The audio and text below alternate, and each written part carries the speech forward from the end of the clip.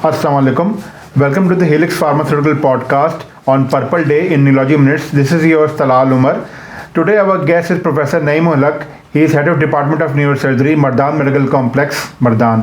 Sir कैसे हैं आप? खैरियत से हैं? अल्हम्दुलिल्लाह। सर जैसे कि आपको मालूम है आज का जो हमारा पॉडकास्ट सेशन है वो एपिलेप्सी से रिलेटेड है, तो सर हम सबसे पहले आपसे ये जानना चाहेंगे कि एपिलेप्सी क्या है और क्या ये काबिल इलाज मर्ज़ है? एपिलेप्सी या इसको हम उर्दू में आम ज़बान में मिर्गी कहते हैं। ये बिल्कुल काबिल इलाज मर्ज़ है और ये बच्चों में भी होता है, बड़ों में भी होता है। ठीक है, बच्चों में पैदाइश के वक्त भी हो सकता है और इसके बाद भी मुख्तलिफ़ बीमारियों की वजह से हो सकता है, बड़ों में हो सकता है। इसके कुछ वजूहात हैं। सबसे पहले मैं इसकी तफसील में चलूँ कि ये मर्ज़ जो है ये दिमाग के एक ख़ास हिस्से में जो इलेक्ट्रिकल डिस्चार्ज है या जिसको हम कहते हैं कि बर्की रो जो दिमाग के अंदर अपना होता है वो ज़्यादा हो जाता है। तो जो वो इतना ज़्यादा हो जाता है कि वो जिस्म के एक ख़ास हिस्से को उसकी हरकत को ज़्यादा तेज़ कर देता है।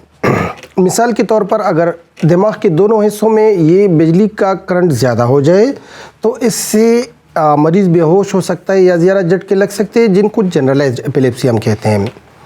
अगर जिस्म के खास दिमाग के खास हिस्से में इलेक्ट्रिकल डिस्चार्ज या जो बर्क़ी रो ये ज़्यादा हो जाए तो वो एक मख़सूस हिस्से जिस तरह हाथ या पाँव उसको ना ये ज़्यादा हरकत उसका तेज़ कर देता है, जिसको हम कंट्रैक्शंस कहते हैं। बच्चों में पैदाइशी कुछ बीमारियों की वजह से एपिलेप्सी हो सकती है। बच्चों के दिमाग में पानी ज़्यादा हो या इन्फेक्शन या जरासीम हो या कोई सिस्ट हो या जिस दिमाग के एक ख़ास हिस्से में खून कम हो जाए उसकी वजह से बच्चों में हो सकता है। बड़ों में जो वैसे बग़ैर किसी वजह की भी हो सकते हैं, जिसको हम आइडियोपैथिक कहते हैं, लेकिन दिमाग की रसूली की वजह से या दिमाग में जरासीम की वजह से, दिमाग में खून की कमी या इस्कीमिया की वजह से या दिमाग को चोट लगे तो उसकी वजह से भी हो सकता है। मिर्गी के बारे में कुछ हमारे माशरे में मिसकंसेप्शंस पाए जाते हैं।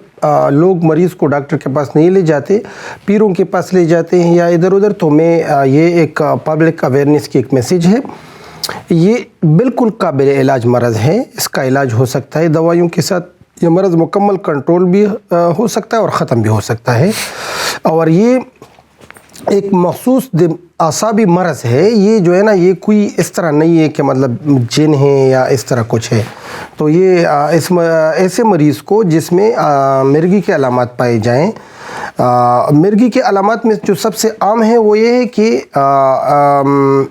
मुंह में जाग आ जाता है, हाथ पाँव सख्त हो सकते हैं और मुकम्मल बेहोशी भी आ सकती है। कभी कभी मरीज़ का पेशाब इस तरह निकल जाता है।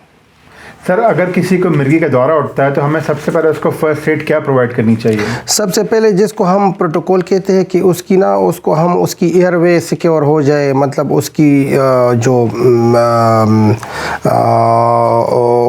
मुंह से इस तरह सांस की नाली तक रास्ता है ये बंद ना हो, तो सबसे पहले तो उसकी एयरवे सिक्योर होनी चाहिए। उसके बाद इसकी जो सांस लेने का सिस्टम है ये ठीक होना चाहिए। इसको हम एयरवे ब्रीथिंग सर्कुलेशन इस सीक्वेंस में मैनेज करते हैं। तो इमरजेंसी में ऐसे मरीज़ को ना सबसे पहले इसकी एयरवे क्लियर हो और इसका सांस ठीक हो। सर मिर्गी का ट्रीटमेंट क्या लाइफ लॉन्ग है? नहीं, इस तरह नहीं है। मिर्गी का ये मर्ज़ है कि ये मरीज़ ज़्यादा आम तौर पर अगर मिर्गी का एक अटैक आ जाए तो वो 2 हफ्तों में इलाज उसका हो जाता है। उसके अलावा कुछ मरीज़ इस तरह होते हैं जिनको 3 महीने इलाज चाहिए। ज़्यादातर मरीज़ 6 महीने से लेकर 2 सालों में ठीक हो जाते हैं। एक ख़ास मखसूस किस्म के मरीज़ जिनके दिमाग के अंदर बीमारी हो तो वो सालों साल चल सकती है। सर क्या मिर्गी किसी ख़ास उम्र में होती है? इसका ताल्लुक़ किसी ख़ास उम्र से है या ये किसी भी उम्र में हो सकती है? किसी भी उम्र में हो सकती है, बच्चों में भी हो सकती है, बड़ों में और बड़े एज के लोगों में भी हो सकती है।